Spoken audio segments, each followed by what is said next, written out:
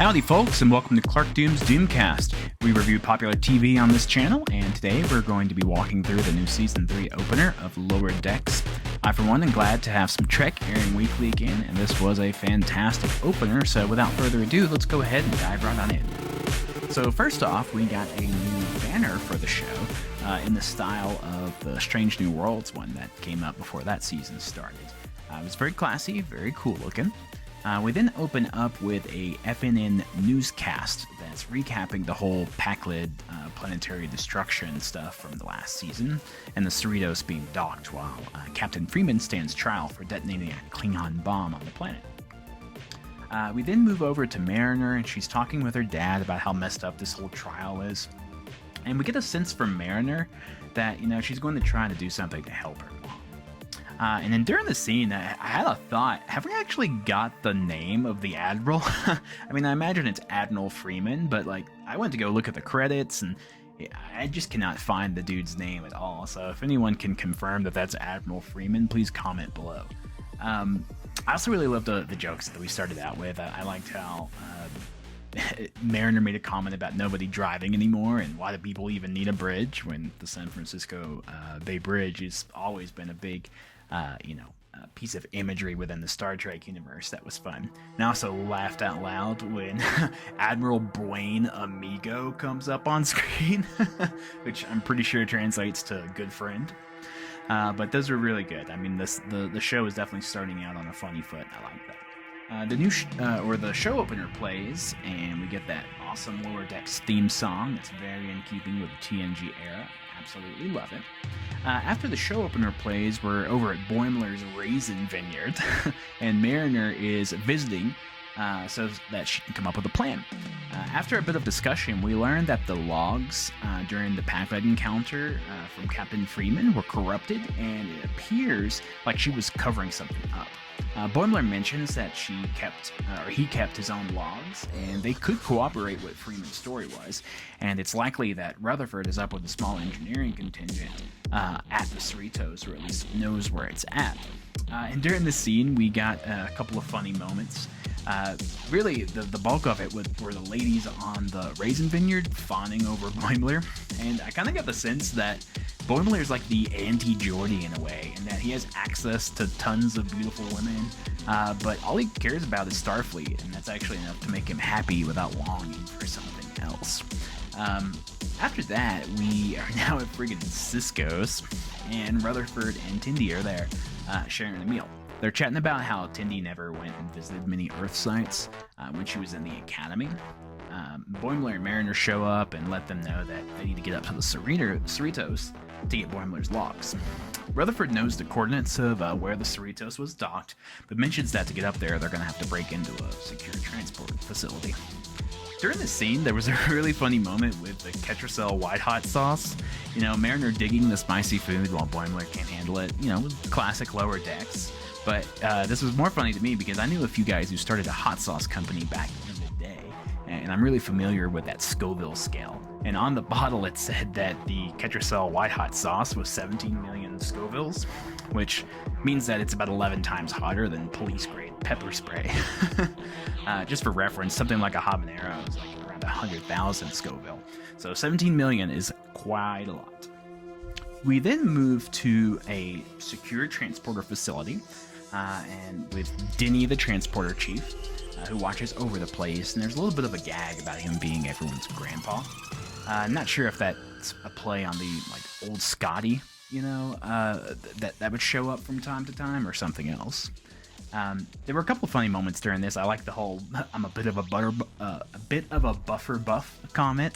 That was definitely some fun alliteration.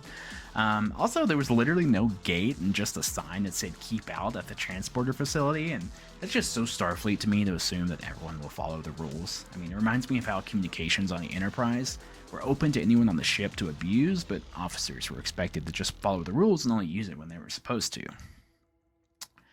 We then learn that there's a flock of space bugs. I think they call them extremophiles in the episode.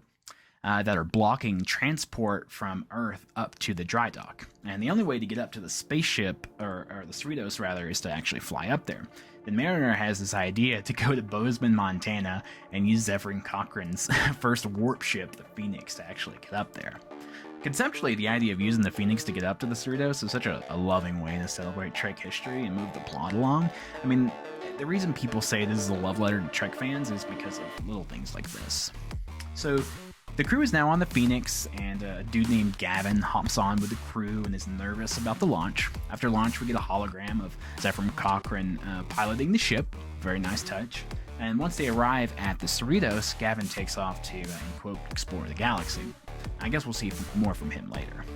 And I thought it was really funny how Cochrane put on tunes while the Phoenix was launching.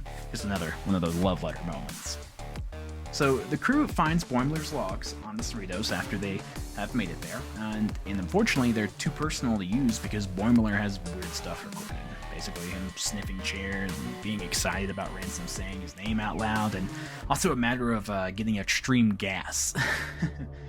Mariner is worried that these logs will be too unprofessional, but the rest of the crew says to trust in Starfleet, and they make their way to the ship's docking bay to take a transporter home. Mariner then tricks the crew into getting into a little transporter, or shuttle rather, and having it take off to Earth while she steals the Cerritos to go pick up the Klingons that supposedly gave Captain Freeman the bomb that was used to destroy the Pakled planet. Boimler, Rutherford, and Tendi end up reprogramming the shuttle to bring them back to the ship by making the computer think that the Cerritos was Earth, because after all, the ship was programmed to go back to Earth.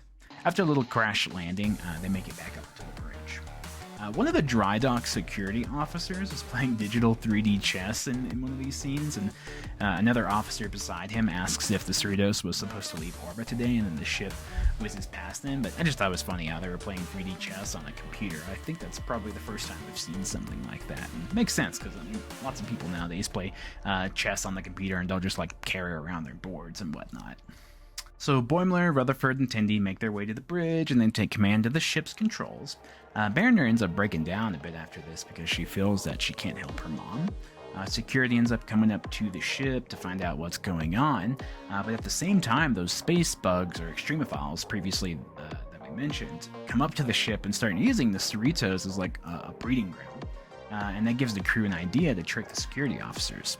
So security comes on board, and the crew are now acting like they're studying these space bugs as they get shocked and gooed, to sell this little farce. The officers want to know what Captain ordered the study that they're working on, and Captain Freeman comes on board right then at that last minute and reveals that there was a secret investigation going on during her trial, and she was now cleared. Basically, an undercover op went in and determined the evidence of Freeman transporting the bomb was faked, so that the Pakleds could make claim to another planet. The Federation would help them move there. I also thought it was a nice touch how Tuvok was a part of the mission and helped close out the investigation by doing some rather invasive interrogation. So Captain and Admiral Freeman are talking to Mariner about her exercising poor judgment and not trusting Starfleet like literally everyone around her was saying to. Because Mariner always gets away with whatever she wants, Captain Freeman feels she's doing a disservice to Mariner by not being able to objectively evaluate her.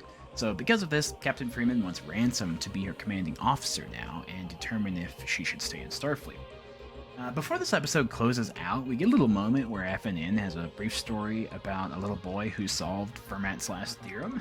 And TNG fans might remember that Picard had mentioned this as an unsolvable equation. What's funny is that in real life, that was solved about 5 years after the episode aired.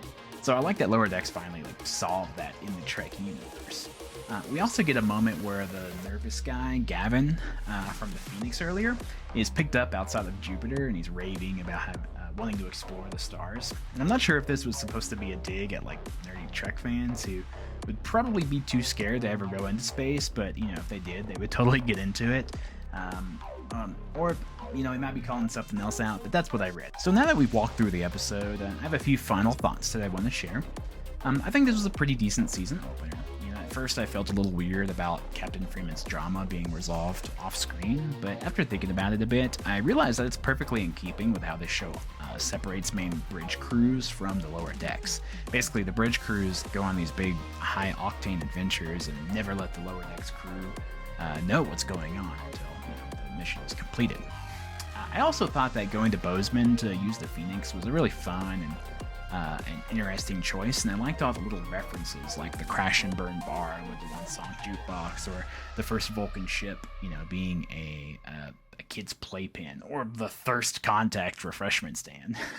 And of course, it was awesome having the little Zephyr Cockrum things like, his hat being a souvenir, or the blueprint schematics on the wall, and of course all the voiceovers. I guess lastly, the season dynamic of having Ransom evaluating Mariner, I think it's a good choice. I wonder if this means she's going to have an arc where she stops rebelling so much against authority.